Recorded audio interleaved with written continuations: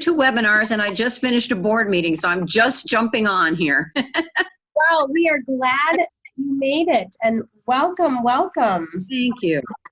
We're gonna just give it another, my watch says 12 o'clock. So we'll just give it a quick second and then we'll get started.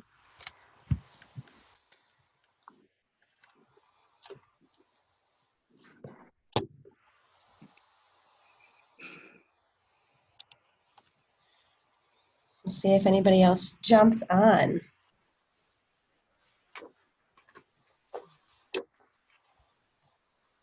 So kind of while we're sitting here, is everybody able to hear us okay? Yes. Yes, from Sherman. Great. We're testing out a little bit of new technology for us. We're trying to get the best type of microphone so that we can be heard well. So certainly let us know if we need to speak louder or if there are things we can do to make it a better experience. All right. I also have a question of all of you. Did you get the attachments with the sample scripts? Yes. I believe I did. That's Susie and Edie saying yes. Good. Mhm. Great. Anybody else on the call that? I believe I did. Joanne Sherman. Okay, good. Great. I will be referring to some of those. It's absolutely not necessary that you have them in front of you, but it might help a little bit. Thank Sure. All right. Karen Bauman here. Can y'all hear me? Yes. We can hear Welcome. you. All right. Great. Glad to be here. Well, it is now 12:01, so we are going to get started. So I first just want to take the opportunity to thank you for being a part of this amazing learning community and for, your experiences, your resources. We value this shared learning experience. It's really important. So thank you. I just want to introduce myself. My name is Eileen Broughton. I am the Director of Community Engagement for Giving Voice. And I've had the pleasure of meeting most of you on the call. There are a few names that I don't recognize, but I look forward to, to getting to know you. It has been truly just one of the best parts of my job is to getting to know you and all of the wonderful things that you're doing in your communities. I also have with me Nancy Fushan, who is a founding board member. Hello, everybody. Hello. Hi. Very important to our organization, not only as a founding board member, but also as a concert co-producer and the individual who really helps us soar with our script writing. She has been writing the scripts for Giving Voice for a number of years and has really helped us to develop something special for our singers and our audiences. So we're really fortunate to have Nancy here to share her knowledge. Nancy has been working in, she's a retired foundation professional, she's a nonprofit management consultant, and she's also co-produced pieces for NPR. So we're just really, really lucky to have her share her production expertise and her writing skills. So welcome, Nancy. Thank you.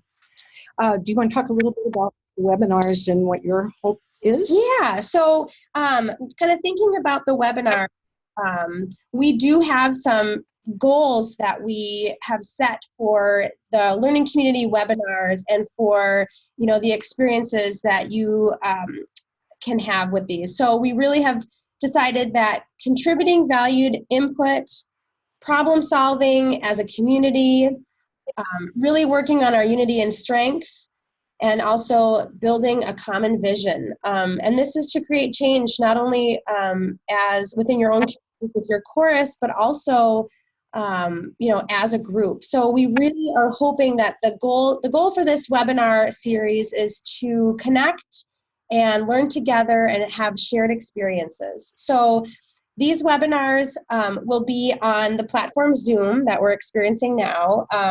And as we move through, certainly give us feedback on how that's working for you. For today, we would ask that as Nancy works through her program, you have your line muted. There will be points at which we will engage you to, give input and respond. So at that point, certainly, unmute your line and we'd love to have your feedback. We are also recording this. So this will be something that will hopefully, go into our webinar library and also be accessible to people that were not able to make today's live webinar. So it's kind of a little housekeeping.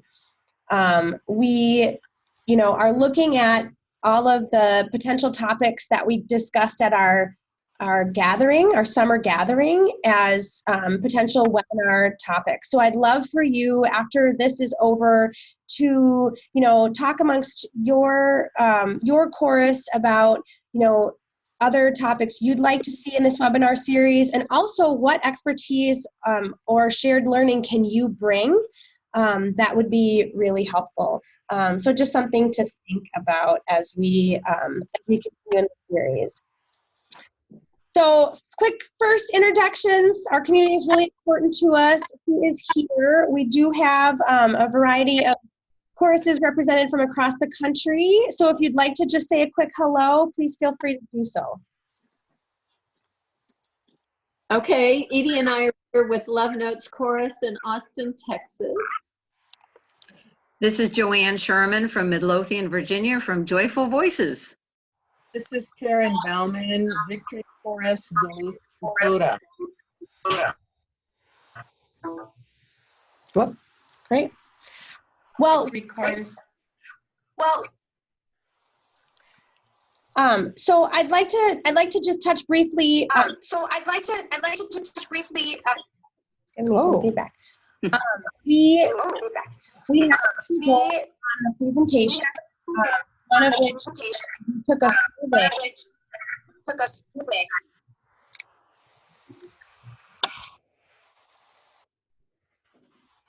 We're just getting a little feedback, so just hold on one second. That's better right there. Deborah Sheets is just coming on board. Maybe that's part of it. Hi, Deborah. Hi, welcome. Deborah. Welcome. So we did have a survey that we asked you to fill out that asked where you were in the script writing process. So we asked questions, are you currently writing scripts to enhance your concerts? And it was about a 50-50 split. And we also asked, if you weren't writing scripts currently, what were the potential barriers that you felt existed in your chorus? And so the feedback we got was, resources, maybe not having a particular individual that could do that. And then also just a lot of questions on the overall process. So we crafted some presentation goals. And at this point, I'm going to turn it over to Nancy to talk about the presentation goals and how we wanted to address your responses to the survey.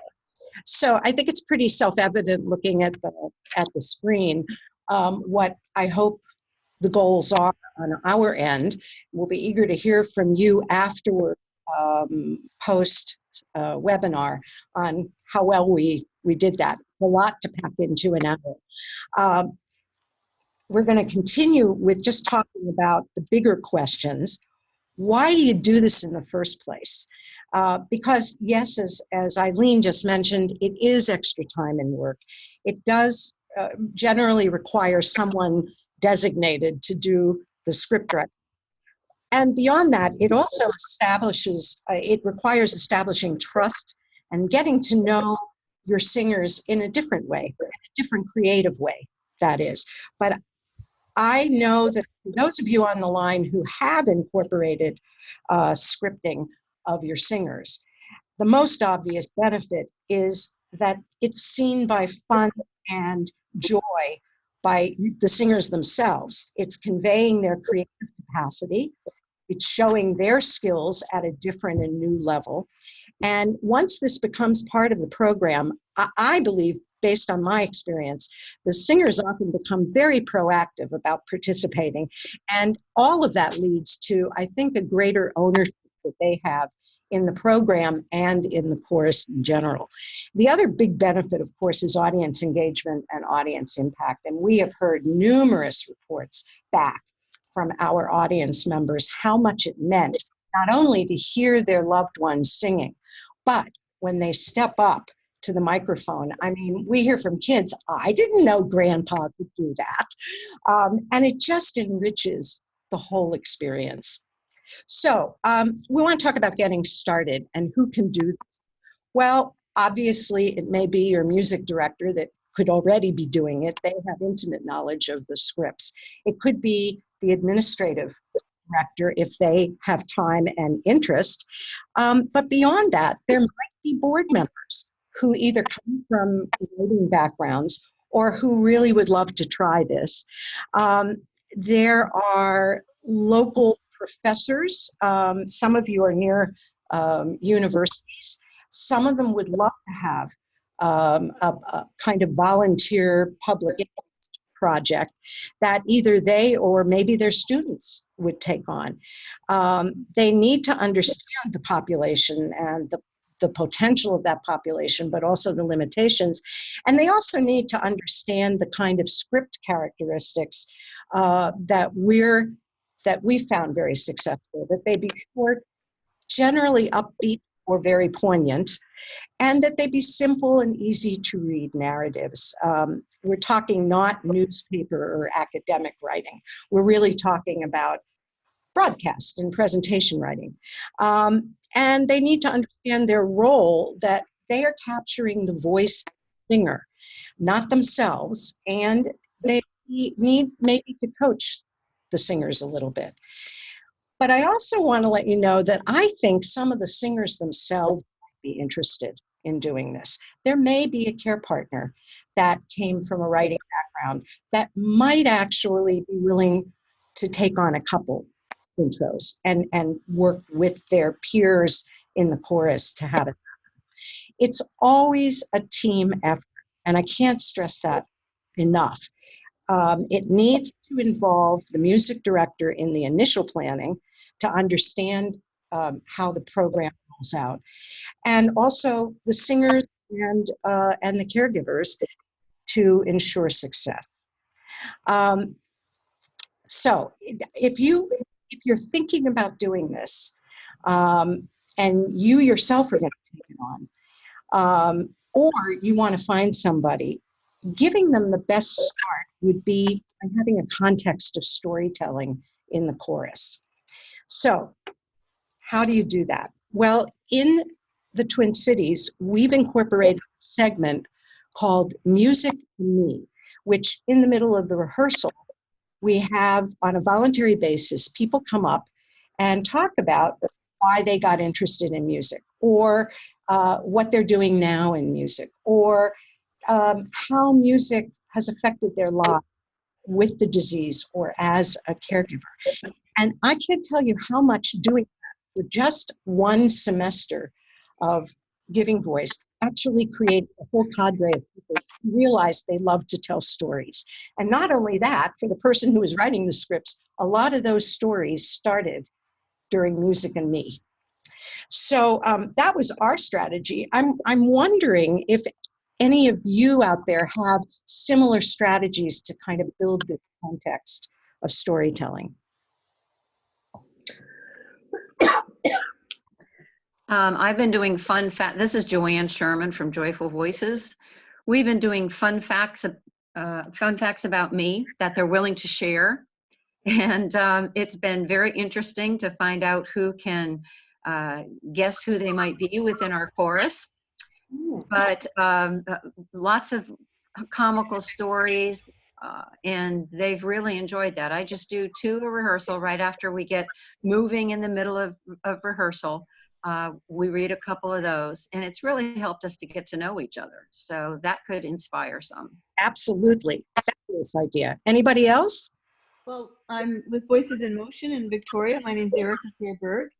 And we, at the end, before the very last song of every rehearsal, we introduce people. So we make sure it's an intergenerational choir. So we make sure that we have one student that's introduced, that introduces themselves and tells them how they got into the choir and what music means to them, and also one we call them duets as opposed to dyads, but a couple that tell us about their lives a little bit and then share from their life experience as well. So we get to know each other that way.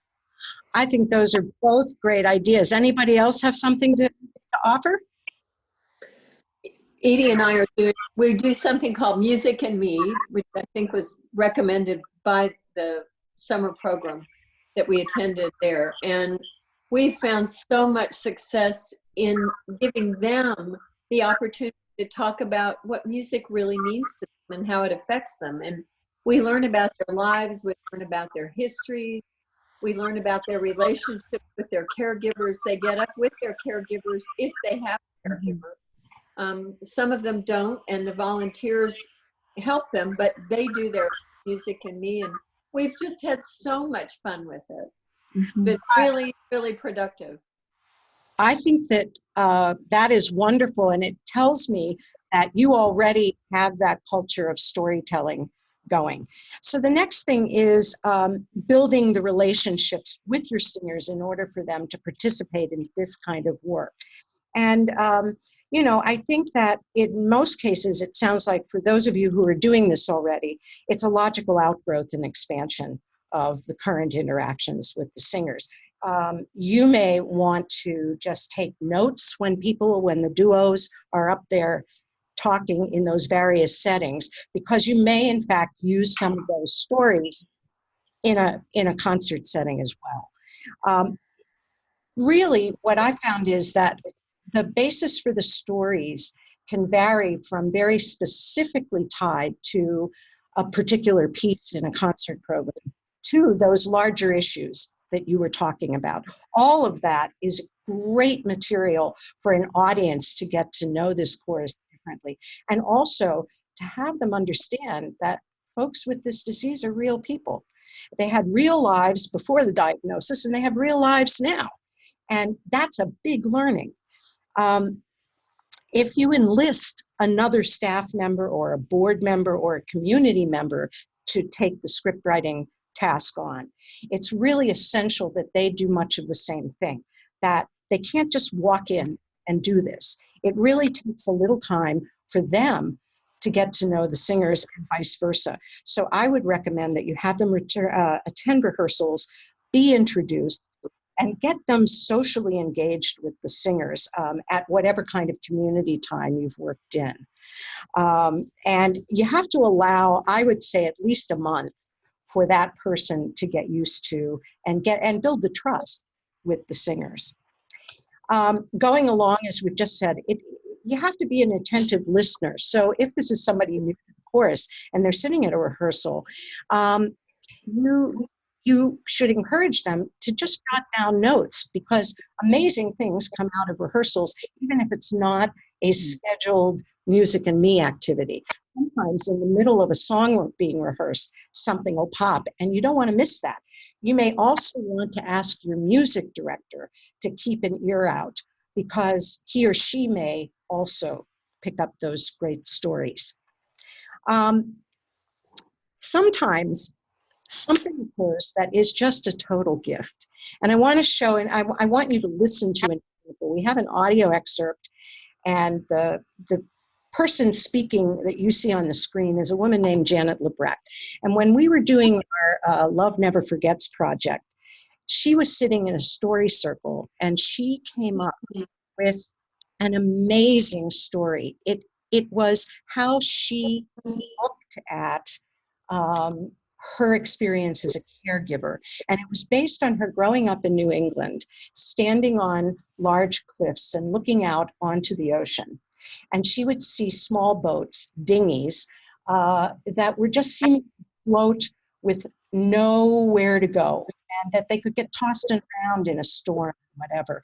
And then she realized that something happened. A community of dinghies, she called it, really started to emerge. Hearing this ballad for the first time overwhelmed me, and it still touches me deeply. From a memory to Louisa and Victor's creative genius, we have been blessed with a beautiful ballad that speaks to raw reality and hope. So that was the intro to Ballad of the Dinghy at Love Never Forgets. Now, Janet is extraordinary. She wasn't one to automatically pop up and offer to do an intro, I have to tell you. She's a very quiet person. She's a former minister, and clearly she's a beautiful writer. I didn't have to do anything on that. She wrote it for me. Sometimes you can actually have that happen, and it's a show-stopping moment. So now we get to the pitching, and how do you pitch involvement on the part of your singers? And what are kinds of questions you can ask to kind of get them to open up a little and give you ideas? For first-timers, once you feel you're ready to work with singers, you have to make sure that they're in and ready. Again, I suggest starting early. I usually start a month before the concert. You get to know the repertoire by then. They know the repertoire by then. Rehearsals are kind of going in a groove, and that allows time for them to really work with you and for you to write and get them comfortable with. And for those of you who haven't done this before and are just starting, I would say take it slow. Maybe just involve 2 or 3 duos. Maybe, we'll see how it works. This is sort of a building upon building effort. And the first time, maybe a little rough, but then the whole chorus sees what kind of response the audience has. And it gets a little easier in the second and the third and fourth and ongoing times. But don't make yourself think you have to do what I am now doing, which is about 3 choruses, 7 or 8 duos per chorus. So you're never going to have to do that much. I would say you can definitely approach the most talkative folks first. They often can serve as great role models, and it's really important that everybody see this as fun. When I ask folks for the first time, and again, it's usually getting both the partner and the person with the disease on board together. Many of them look at me like I'm a madwoman, and they recoil from this idea because they think I'm asking them to actually write the intro. And that's something they may have never done before, or it brings back really bad memories of speech class in high school. So you have to really explain that you're going to do all the heavy lifting on this. Their important part is to provide the creative spark of a story idea. And then you'll all work together to make it happen. I gently push, but I never pressure. And that's a real delicate line, and it takes you knowing the singers a bit, particularly if the couple is new to the chorus. Give them every opportunity to say, nah, I don't think so.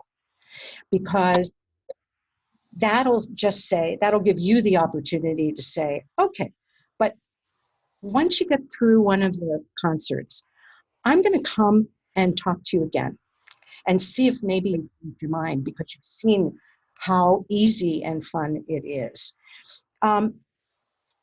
Like I said, if you've incorporated storytelling into the rehearsals, you can use some of that material. And by the way, I think someone in the survey mentioned that what they do is write most of the script, and then they go to the chorus members to have them personal. I would suggest reversing that order. Ask them the questions first to get the idea of what content could be. Get them invested from the start. That's a subtle difference in approach, but it can make all the difference in the performance. There are some really simple questions to pursue about stories. Does the song have special meaning to you? That often brings out, oh, my grandmother sang that to me, or we heard that on our first date. And then you ask the follow-up questions. Oh, tell me all about that. What was it like? And bingo, they're often running, talking about it. Sometimes it's, what do you like about this song? Well, it's about love. And why is that important to you? Well, love is blah, blah, blah. Or the melody is so catchy, you know, or I did hear this, this melody on the radio. I just smile every time we sing it, you know, and you can pursue that a lot and get a wonderful little nugget. And that's what these are. They're nuggets. You can ask them broader questions about the chorus or the process. Did you sing when you were growing up? This is a lot of the music in me. What's it like for you to sing with Singing Hills? Talk to me about what you like best about being with your Giving Voice friends. How have you learned this song? Was it easy or was it hard? Those are the kinds of questions that just bring them out, and no answer is wrong, you know? And one may be the one that you can use to write your intro about. I also ask if there's any one thing you'd like everybody to know about your experience with dementia and singing. What would that be? And you'd be surprised what answers you get with that. Among the people who are doing it already, are there other questions that you found really valuable? Maybe not a question, but what we found really interesting, this is Susie and Edie again. Our first volunteers, we sort of snagged them because we knew them. It was a father and daughter. The father has Alzheimer's, the daughter is wonderful. And they made up a poem that they split reading back and forth to one another. And it was so adorable and it was so personal. And they had fun with it, and they just turned it into their own little performance during the Music and Me portion. And that kind of caught on, and I think the others saw that from the beginning as, oh wow, this is fun. There are options. We could do a poem, we could make it funny, we could sing it, we could do all sorts of things with it. I love that idea.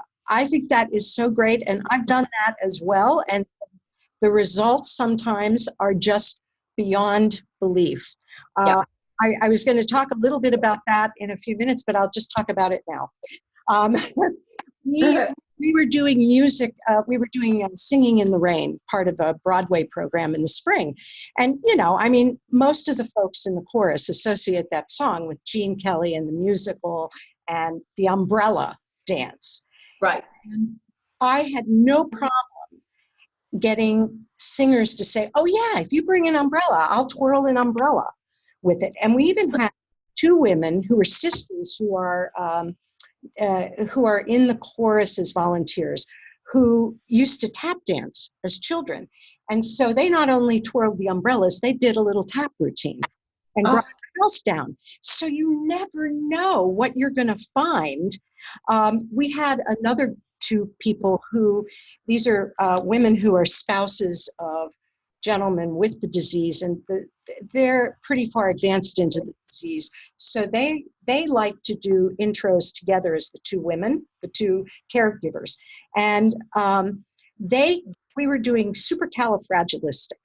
And they said, we have this wacky idea. We want to do a scroll with supercalifragilistic. And we want to, as we intro, we want to spread that scroll across the stage. And I'm thinking, oh boy, this could be interesting. We didn't have on stage, but you know, they were so into it that I said, okay, we'll make this happen. Now, what happened was they were in no position giving care to their husbands to go create a scroll. So I spent more time on the scroll than I did scripting the concert. But it was a riot when they took that scroll out and moved it across the stage. And the audience was screaming out supercalifragilistic. So amen to being really creative. And you know, what's the worst that can happen? It falls apart, it implodes. Okay, so you don't do it. We attach the same philosophy to the script writing that we do to the music, and that is, there's no wrong in the room. You just go for it and see. And you know, if you start something with your announcers and it isn't working, it's clear that it's causing stress and anxiety, stop it. Just don't do it. You know, your music director can always cover that intro, or maybe you do without that intro. Nothing worth making people anxious. I hope you all agree with that. Yeah. And if you're going to do stage business, you do have to factor in time to work with them, and work with them day of concert on stage. You can't just expect it to happen. You're going to have them rehearse it. And we've always done that. So now I want to get to singer reassurance, which is you're constantly giving them vibes about what they're doing, because they do need a lot of confidence building. You know, there are the ones that just do this like it's nothing at all, but ones that are a little tentative, you're always giving them a positive word about that. Wow, this is going to be so exciting. Or, yeah, you know, I love the idea. This idea is great. What do you think if we took it in this direction? And they're I found them to be pretty vocal. However, if they're not, if they're more like some people are here, we call it Minnesota nice, and they don't, you know, you can kind of tell that they're just rolling with it. You can just basically, you can call them and say, you know what, I'm sensing you're not quite sure about this. And that's okay. If you don't like this, let's do something else. And usually you get them to pipe up what they're comfortable with and what they're not comfortable with. I had one where I misunderstood the story, and I thought the story was funny. So I wrote this whole thing and made it funny, and then they were horrified. And then it was like, oh, hit myself on the head and go, whoa, my bad. I took literally the script and I ripped it in shreds in front of them, and I said, okay, we're starting over. So we're at, I hope that makes sense to you too, that it's a very collaborative process. So the first thing you want to do is, in terms of thinking about the script holistically, so you've got your individual stories now, but now you have to think, how does this really fit into the program? And some of them will ultimately naturally fit because they're tied to a song in the program. But there may be other ones, these more general stories about singing and whatever, that you could put in anywhere. The first thing about understanding the concert program is to talk with the music director and figure out, is there an overarching theme, say holiday or spring or Broadway in our case last spring. And if there is, and this may be self-evident for people who are working with the chorus all the time, go with that theme, and you can figure out little lines of continuity that can be spoken by the singers in addition to their stories that'll help get from one part of the program to the next part. If there isn't an overt theme, you and the music director might want to sit down and see if you can hatch one. Maybe living with Alzheimer's, building community, building creativity, whatever you come up with. Because that helps, that really does help you to kind of, as I said, get from one song to another, or one script piece to another group of songs. For example, we've been singing about love today, and that's certainly the case with our next song. And then you have them go into their specific stories. When Eileen and I think about famous Broadway hits, the next song on our list is high on that list. You know, any kind of way to get into it. And then there's an idea of understanding program flow. Again, you have to understand what the music director is going for at any given moment of the concert. Sometimes they're looking for a big bang, and sometimes it's more lyrical, and your script absolutely has to complement that flow. You need to understand kind of what the program structure of the concert is. Will each song be performed separately, or has the music director bunched them into groups of 2 and 3 songs? Eileen and I actually attended the chorus in Mankato, Singing Hills, a winter concert there, and they had grouped their songs in a really interesting way and had designed concert narration that kind of reflected why they had grouped them in that way. And so, you know, that's something that you can often get from the music director, and you can actually either have the music director do that script, or you can work that into the script with your volunteers and your singers. The information that's going to help the writer think about how singers can be used. I think about these stories as punctuation to the music. They never are more important than the music.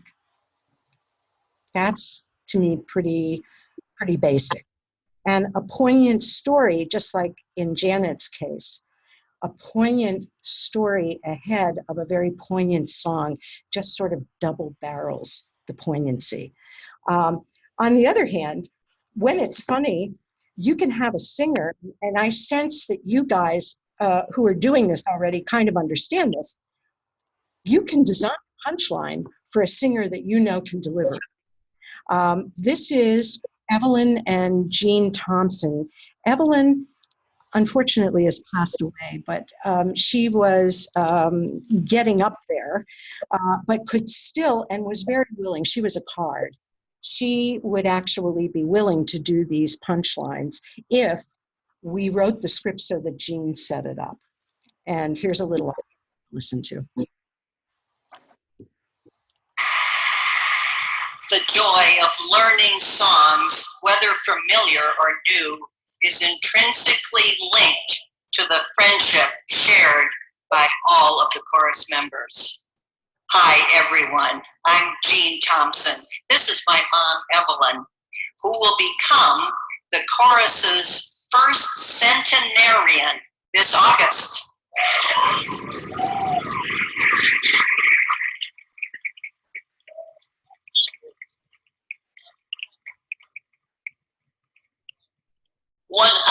Years young. 100 young. She was always up for it. I miss her so much. But you can understand how you can just design it to take advantage of their very special nature. Now, as I said, we attached several scripts to the webinar invitation, and I'm going to refer to some of them as we move forward. So if you have them handy, that's great. If not, check them out later. And by the way, these scripts, I have no pride of authorship on. If you want to show other people that you may have engaged in this script writing kind of ideas for how to position, organize, feel free to pass them along. What I say is switch it up. And you just heard Jean switch it up. The typical order is intro song, intro song, intro song. But what I try to do is switch that around a little bit just for interest in program flow. So in that case, you heard Jean really start with a thought about the song and then intro herself. So, you know, you can work it that way. If you look at we put part of the script that I sent you. In spring, we had the benefit of multiple courses doing the show. And we started the show, the first musical number was Getting to Know You from The King and I. And in this case, in St. Paul, the person who was going to open the show for us, and by the way, I always have singers open the show. We tried at the very first to have Mary and Marge do this, but afterward, you know, the singers say, you don't have any of us doing this. Why don't we do it? And it's much better. So here, Roberta is just starting the show cold. She came on stage from side of the stage, and she explained who she was, and she gave some basic welcome. And she also talked about living with Alzheimer's. And if you look at the whole script, we only did part of it. He had a very, it was an amazing way to getting to know you. She basically said, I have gotten to know my husband, Tim, in a totally different way now that he has Alzheimer's. And you could hear the sigh in the audience from this. And it was so brilliant. I could not have written that. Only someone who is a caregiver could have written that. Now, that was one way. Let's go to the next one. This is where the chorus began the concert by singing the song, Getting to Know You. And the person who was, it was Janet again, she chose, so what you had was just simply the chorus stands up, Jeannie starts the show by having them sing Getting to Know You. And then Janet came forward and did the welcome to the concert. And she was able to use the song title a little, Getting to Know You, get more about us this afternoon through the sounds of Broadway. So you can work this a lot of different ways. Now, I know there are some of you, I think Mankato actually, has a very specific way they start their shows. And if that works for you, fabulous. You know, you got to do with what you're most comfortable with. But if you are open, kind of switching it around a little, you might find it's kind of fun. And of course, the music director has to be on board for that. So the next one we have up is Al's intro. And this is a case where we have two songs that were bunched together. And I asked Jeannie if we could, in fact, not interrupt, but rather have Al intro both of them. So you can see, if you read it through, that he's talking about ultimately they're going to sing They Call the Wind Mariah, but first they're going to sing something from Finian's Rainbow. And that's how I tend to do it when there are two songs involved. The other thing I want you to note is that Al starts his intro by out there disclaiming he has mild cognitive impairment. I don't know how comfortable your singers will be. We have made it a practice that if there is a singer that wants to intro and talk about having Alzheimer's, they should do it. And do it straightforwardly, and sometimes add a comment about what life is like with the disease. Again, for us, it's about dispelling myths. How do you all feel about that?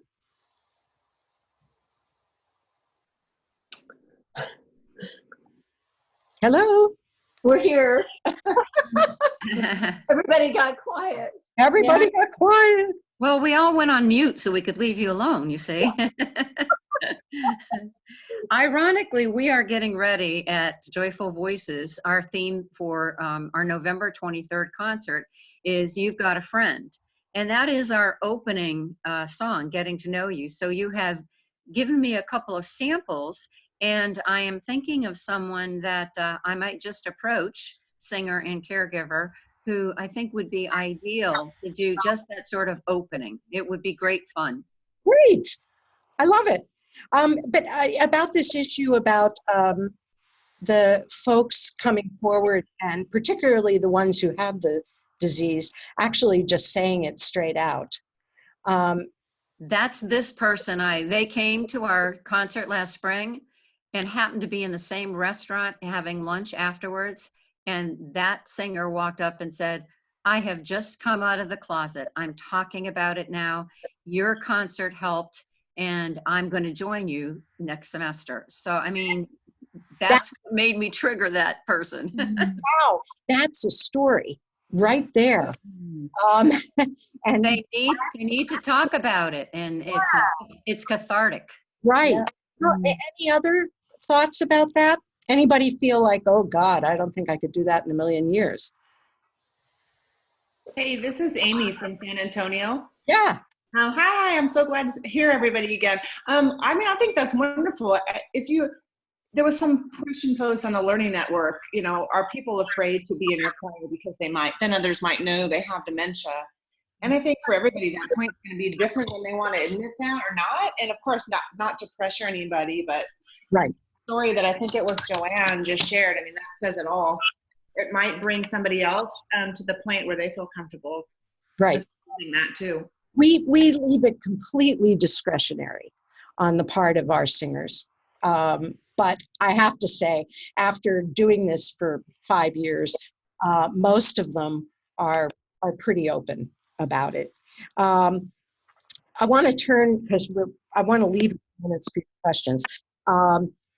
Using song and music history, in the concerts that when we started, we did a lot of history because I was worried that I wouldn't get stories. And now it's sort of like I use song history only as a last resort. But you may feel very differently, and certainly your music director may feel differently about it. So this is something that I think you have to work out as a collaboration. If you are using it as some sort of root of the story, I usually find that if I can find a quirky factoid around the song's history, then I'll use it. We mentioned before the singing in the rain with the umbrella bit, but I'm thinking I also, again, with Jean and her mom, Evelyn, we were doing a song that was made famous by Ethel Merman. And if you listen to Evelyn, there was a little Ethel Merman in her voice. And so we wrote into the script a line like, and she read that line.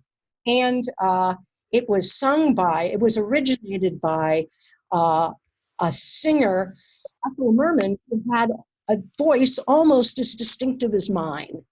And again, the audience loved it. So again, pick out interesting parts of history. The dates and the places probably aren't the most interesting.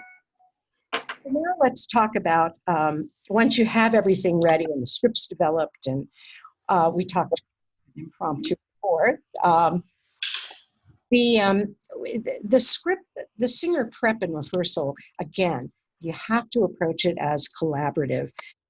You're always asking, how are you feeling about it? Is there anything we can, that can make this better for you?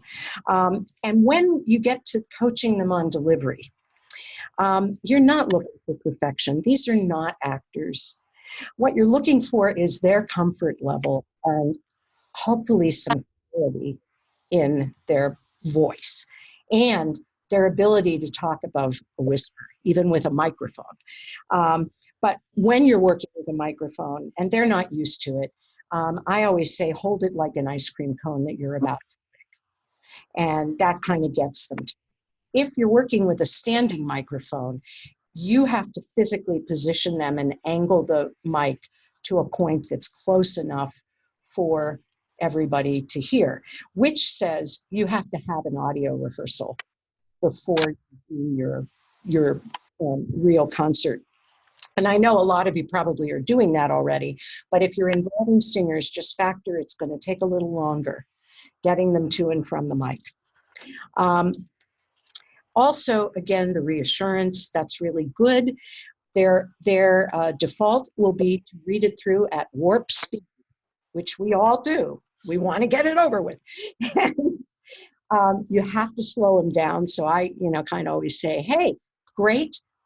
I want to hear every single one of those wonderful words you wrote. So I want you to slow down a little bit. And usually you get them about halfway there. We decided that even if just the singer, the volunteer, or the person who is going to speak, because the other person either is not able to speak or is very uncomfortable speaking, that they are always introducing who their partner is. Sometimes that partner has to be sitting in the chorus and can't make it down to the mic. We always recognize that person. I think you saw Janet do that. Well, you heard Janet do that in her intro. And, it's just, they're there together as a team. They should be presented as a team is our thought. If a care partner wants to be involved in this with their loved one, and the loved one can manage to get a sentence out, just like Evelyn, I write a sentence out for that person. And believe me, that's plenty, and it's wonderful. And if they're not so verbal and they want to stand up there together, sometimes the most marvelous improv occurs. We had a case where a couple, Jane and Michael, talked about how a song had been part of their first meeting 48 years ago. And Michael was listening and hearing everything that Jane was saying. And at the end, impromptu, he just gave her the biggest kiss in the world. And believe me, the audience melted. It was great. Some other helpful tips, and then we'll go to questions. And this is around staging. Use music stands at the mic if you have to, so that they don't have to hold and shake. They get nervous holding the script. If music stands aren't available, if they don't want to do that, what I found is you paste the script onto a cardboard back, and that gives them more weight, particularly for folks who have Parkinson's. They can grab both sides of the script, and they feel much more confident with that. You can have the care partner cue their loved one with the disease. We have one that loves to dance as part of the intro, and she just dances him right back to the seat. Works perfectly, and I always make sure that the intro will have that. And just remember, if they lose their place and everything goes to hell in a handbasket, this is not Shakespeare. This is real life. Make sure that they just take a breath. They can start over. And if really they can't recover, you always have the person that they're talking with have the permission to just take over and finish the intro. It doesn't happen very often, and the audience is really fun. I prepare a simple rundown for all singers so that everybody knows at any given moment where we're at in the program. So as you can see, I gave you one of these in the attachments. I put them on the seat of every singer so that they know when somebody is going to speak next. And then the last thing is, don't forget to congratulate everyone at least twice. It's going to reinforce how wonderful this project is and this concert has been. So that's what I had to say. I imagine you have some questions, and we have about 7 minutes left. So bring it on. Nancy, this is Amy again. I have a request. Would it be possible for people to go on video so we can see faces as we ask questions and share? Is that okay? Sure, I can certainly do that. I'm going to be first. Ta-da! I think sometimes it's easier to see when someone's going to start talking if you can see faces. Yeah. If people want to put their faces on, that is great. All right, so can everyone see everyone's screen? Yes, but I don't know how to do it on Susie's screen. She's on right now, so I don't know how to get my face on there. Okay, your voice is good though. Yeah. Okay, question time.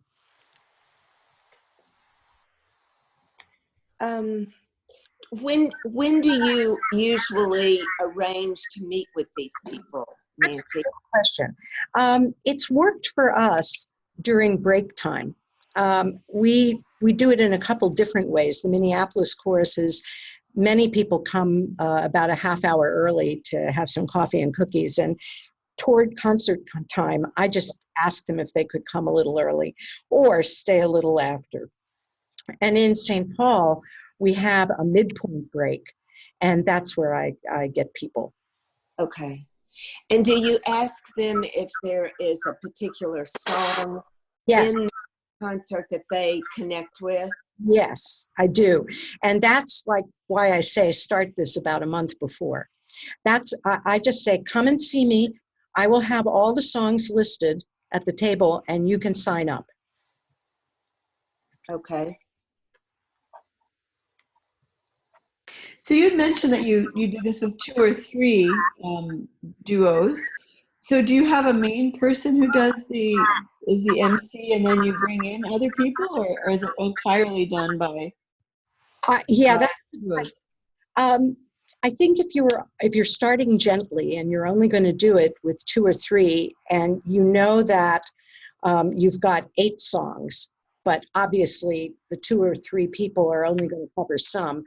I don't know if you're doing it now, does your music director do a lot of the announcing?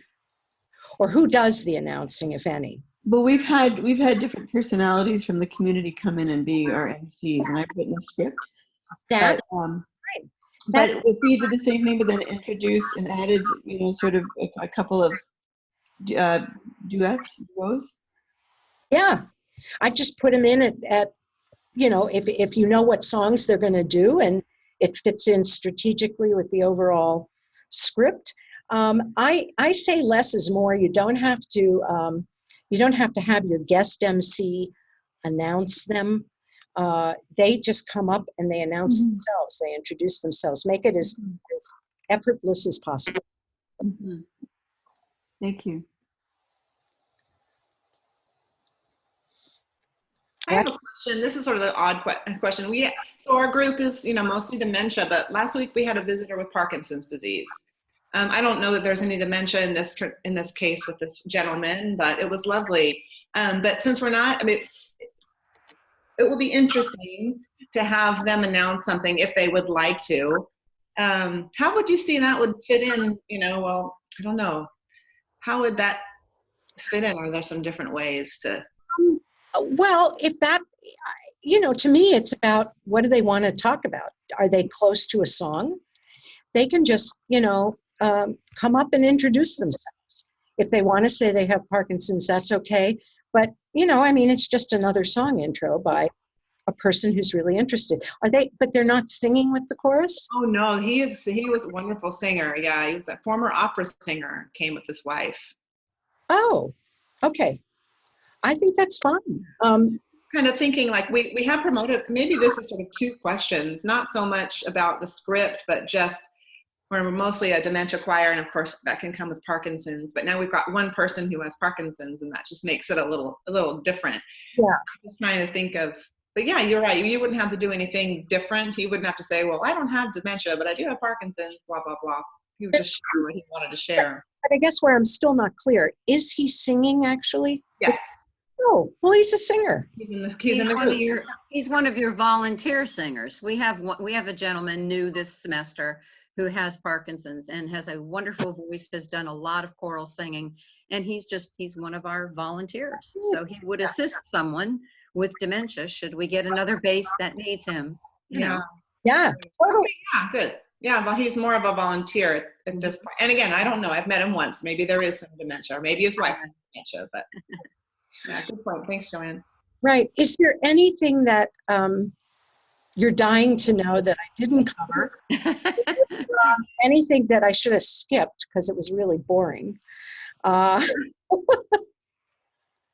think it was all very helpful. I mean, the threatening part to me is finding that time, really, the before snack and staying later. Staying later for us is probably a problem. We have a preschool, so we have what we call the preschool Nazi road tramp, train coming through the parking lot. We try and get our chorus members out before that starts, but it's finding the time, and then someone like yourself who really has that writing skill and can pull it out. It has to be that right person, I think. Yeah, you're right. I just feel that although I would love to do this, as a director, I probably would not find the time to do that. It does need to be someone else. And that was the thing I was just telling my colleagues, most noticeably at the July get-together, that Giving Voice had so many ancillary members like yourself Yeah. who are doing some of those jobs. We need to start developing a little more of that here for Joyful Voices. So Well- I'm going to be looking for you. Somebody raised their hand electronically. Oh, that we were trying to figure out how to have the picture show. Up in the right corner of your box, the 3 little dots, and just enable video. Yep. And it'll just say enable video, and then we'll be able to see you. Oh, Right in your little box where it says, say, Kathy McNamara or whatever your name.